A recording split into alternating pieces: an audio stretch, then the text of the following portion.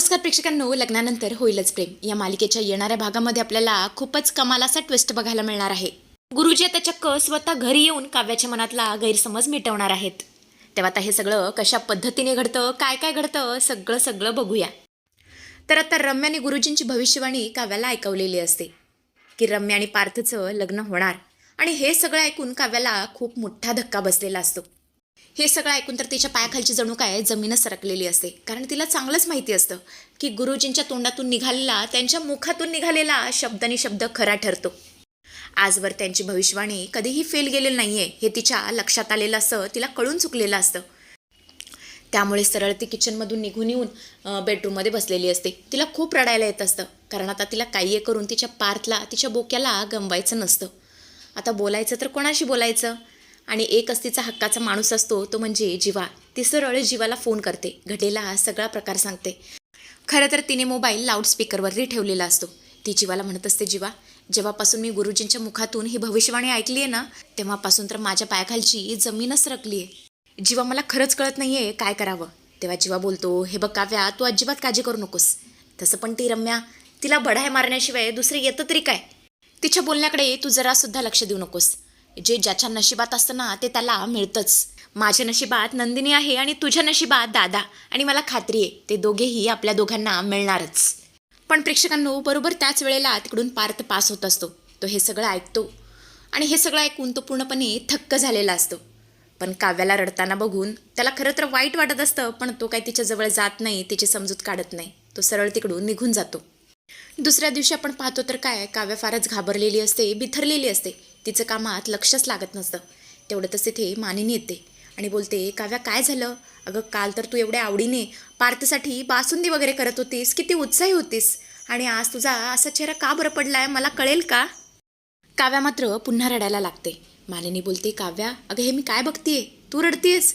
अगं माझी सून अशी नव्हती. इतक्या थार मांडणारी ही तर माझी काव्या नाहीये, ही कुणीतरी वेगळीच आहे. काव्या सांगणार आहेस का नक्की काय घडलंय? सांग बरं, तुला माझी शपथ आहे, पटकन सांग.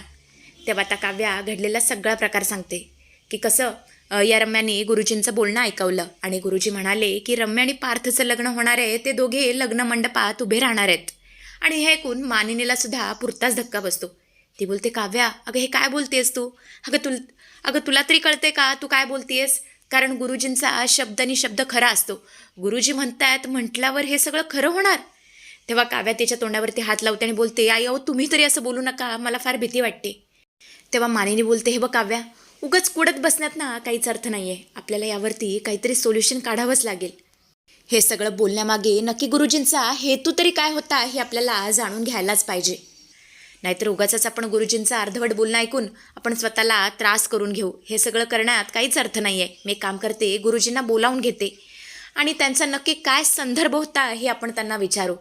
मी एक काम करते, गुरुजींना फोन करून त्यांना बोलावून घेते. तू पटकन आवर आणि बाहेर ये, आणि अजिबात काळजी करू नको, सगळं चांगलंच होणार आहे. असं म्हणतच मानिनी आता गुरुजींना घरी यायला सांगते. गुरुजी घरी येतात. मानिनी, काव्या दोघी आता हॉलमध्ये येतात.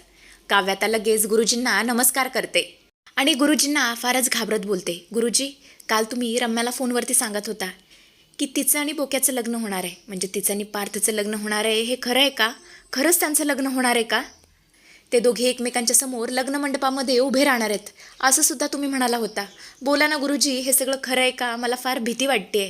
तेव्हा गुरुजी बोलतात, हो हे खरं आहे, अगदी 100% खरं आहे हे सगळं. मी रम्याला स्वतःहून सांगितलं होतं की घरामध्ये होम हवन सुरू आहे. रम्या आणि पार्थ एकमेकांच्या आजूबाजूला बसलेले आहेत. दोघांनी सुद्धा लग्नाची वेशभूषा केली आहे आणि स्वखुशीने मांडवात बसले आहेत. पार्थच्या हातामध्ये रम्याच्या गळ्यात घालण्यासाठी मंगळसूत्र सुद्धा आहे.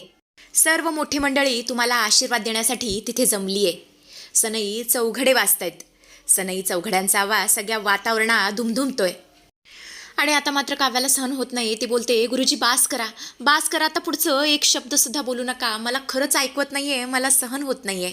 असं म्हणत असती पुन्हा रडायला लागते. मानिनी तिची समजूत काढू लागते. तेव्हा गुरुजी बोलतात, पोरी अगं ऐकून तरी घे, एकदा माझं ऐकून घे. अगं मी रम्याला जे काही हे सत्य सांगितलं ना, ते फक्त अर्धं सत्य होतं. पुढे जे काही घडणार आहे ते वेगळंच आहे. जेव्हा त्या दोघींना मी हे सत्य सांगितलं तेव्हा त्या दोघीही अर्ध्या हळकुंटाने पिवळ्या झाल्या होत्या. माझं पुढचं सत्य त्यांनी ऐकलंच नाही. आणि बरोबर त्याच वेळेला मला एक महत्त्वाचा कॉल आला. खरं तर पुढचं सत्य मला त्या दोघींना सांगायचं होतं, पण त्या दोघींनी माझं काय ऐकूनच घेतलं नाही. सरळ जल्लोष साजरा करायला सुरुवात केली, सरळ लग्नाची तयारी करायला सुरुवात केली. आणि मग काय, मी तिकडून निघून गेलो. हे ऐकल्यावर काव्याच्या जीवात जीव आलेला असतो. ती बोलते, गुरुजी बोला ना, पुढचं सत्य काय आहे? त्या दोघांचं लग्न खरोखर घडणार आहे का? खरोखर होणार आहे का? तेव्हा गुरुजी बोलतात, नाही, त्या दोघांचं लग्न होणार नाहीये. पण पोरी, या सगळ्यामध्ये खूप अडथळे आहेत. हे लग्न तुला थांबवायचं आहे, तुला प्रयत्न करायचे आहेत. तू जर प्रयत्न केलेस तर त्या दोघांचं लग्न मोडेल. तेव्हा काव्या बोलते, गुरुजी तुम्ही अजिबात काळजी करू नका, मी माझे पुरेपूर प्रयत्न करेन. मी माझ्या बोक्याला मिळवण्यासाठी सगळे प्रयत्न करेन, पण मी माझ्या बोक्याला मिळवूनच राहीन, असं म्हणत असते गुरुजींचे आशीर्वाद घेत. रम्या व स्वात्या हे सगळं ऐकत असतात. रम्याने हे सगळं गुरुजींचं बोलणं ऐकलेलं असतं. ती आईला म्हणत असते, आई अगं गुरुजी हे काय विधान करतायत? म्हणजे त्या दिवशी आपण जे काय ऐकलं होतं ते अर्धवट होतं. म्हणजे ही काव्य आमचं लग्न मोडणार? नाही नाही, मी काही एक झालं तर या काव्याला लग्न मोडू देणार नाही. मी देवाशी लढेन, विधीशी लढेन, पण पार्थला मिळवेनच, असं म्हणत असते. पाय आपटते आणि तिकडून निघून जाते. आणि मग काय, वसुहत्या सुद्धा तिच्या पाठोपाठ निघून जातात. इकडे आता काव्याच्या जीवात जीव आलेला असतो. आणि तेवढ्यातच गुरुजींना पार्थ दिसतात. ते पार्थला हाक मारतात आणि बोलतात, पार्थ इकडे ये. पार्थ आता तिथे येतो. तेव्हा गुरुजी चक्क काव्या आणि पार्थचा हात हातात देतात आणि बोलतात, पार्थ बाळा, खरंच तू काव्याबाबतीत खूप मोठा गैरसमज करून घेतलायस. काव्या खूप चांगली मुलगी आहे, तिच्यावरती विश्वास ठेव. खरं तर तुला सत्य सांगायचं होतं, पण असे काही प्रसंग आले ज्यामुळे तिला ते सत्य सांगता आलं नाही. एक नवरा म्हणून तू तिला समजून घेण्याचा प्रयत्न कर. आणि कसं आहे ना, तू कितीही लांब पळालास ना, कितीही काव्यापासून लांब जाण्याचा प्रयत्न केलास ना, तितकंच तू तिच्या जवळ येणार आहेस. तुमच्या या ज्या गाठी आहेत ना लग्नाच्या, त्या स्वर्गातून बनलेल्या आहेत. त्यामुळे तुम्हाला कोणीही वेगळं करू शकत नाही, देवसुद्धा नाही. त्यामुळे जे विधिलिखित आहे त्या प्रभावाच्या विरुद्ध जाण्याचा प्रयत्न करू नकोस. अजूनही वेळ गेलेली नाही आहे, काव्याला समजून घे. आणि अशा प्रकारे ते चांगली समजूत काढतात, चांगलीच या पार्थची कानउघडणी करतात. पण पार्थचा इतका तोरा असतो की तो काय ऐकत नाही, सरळ तिकडून निघून जातात. पण काव्याला मात्र आता सगळं क्लिअर झालेलं असतं. आणि इकडे आपण पाहतो तर काय, जीवा त्याच्या डार्लिंगमध्ये असतो. त्याला खूप थंडी वाजत असते ना, त्याच्याकडे शेकोटी असते ना, कंबल असतं, म्हणजे ना ब्लँकेट असतं. आणि हे सगळं आता तो त्याच्या ब्लॉगमध्ये सांगत असतो. हे सगळं नंदिनी पाहते आणि तिच्या मनामध्ये असणारा गैरसमजेचा फुगासुद्धा आता फुटलेला असतो. आणि हे सगळं बघून नंदिनीला जीवाची फार दया आलेली असते. कारण जीवा थंडीने त्या व्लॉगमध्ये खूप कुडकुडत असतो. त्यामुळे सरळ ती ब्लँकेट घेते आणि जीवांजवळ जाते आणि त्यांच्या अंगावरती टाकते. जीवा जागाच असतो. तो नंदिनीचा हात पकडतो आणि बोलतो, नंदिनी शेवटी तुझं प्रेम मला तुझ्याकडे ओढत घेऊनच आलं. तेव्हा नंदिनी बोलते, हे बघा जीवा, हे सगळं मी माणुसकी म्हणून करते, इतकं लक्षात ठेवा. याचा गैरअर्थ काढू नका, माझं काही तुमच्यावरती प्रेम नाही आहे, असं बोलून ती तिकडून निघून जाते. तर असं काहीसा भाग आपल्याला येणाऱ्या काही उद्याच्या प्रोमोमध्ये बघायला मिळेल.